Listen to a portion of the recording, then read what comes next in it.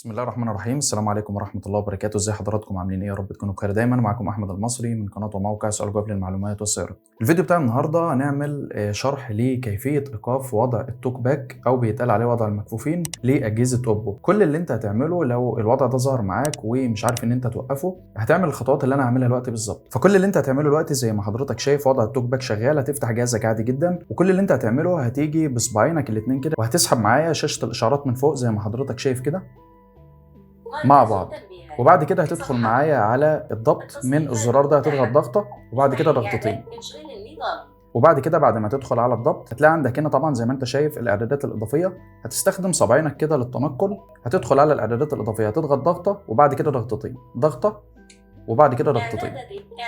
بعد كده هننزل تحت للاختيار اللي اسمه امكانيه الوصول، ضغطه وبعد كده ضغطتين. هتلاقي عندك زي ما انت شايف وضع التوك باك هنا معمول له تشغيل، فكل اللي انت هتعمله دلوقتي هتضغط ضغطه وبعد كده ضغطتين.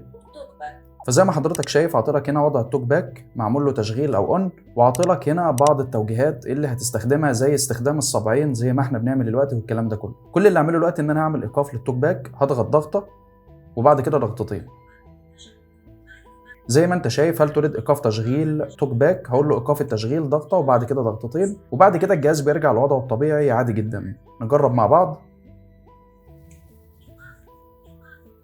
زي ما انت شايف قال لي ايقاف توك باك، وبعد كده الجهاز اشتغل معايا عادي جدا ورجع لوضعه الطبيعي زي ما انت شايف. هي دي كانت الفكره كلها، عرفنا ازاي نوقف وضع التوك باك في اجهزه اوبو. اتمنى تكونوا استفدتوا ان شاء الله. طبعا ما تنسانيش من خالص الدعوات، ومش هاكد عليك طبعا لو لسه جديد معايا في القناه ما تنساش تضغط على زر سبسكرايب، الاشتراك في القناه، ولايك وشير وتفعيل الكل من جرس التنبيهات علشان يوصلك كل جديد. هتلاقي رابط الموضوع الخاص بالفيديو ده موجود على موقعنا الالكتروني، تقدر تدخل عليه، هتلاقيني سايب لك الرابط في اول تعليق مثبت وموجود في الوصف تحت الفيديو ده ان شاء الله. شرفني كمان باشتراكك في قناتنا الثانيه سؤال جواب قصص وحكايات علشان يوصلك كل جديد ينزل فيها اول باول باذن الله. تحياتي لحضراتكم، وفي النهايه كالعاده سبحانك اللهم وبحمدك اشهد ان لا اله الا انت استغفرك واتوب اليك، والسلام عليكم ورحمه الله وبركاته، وفي امان الله.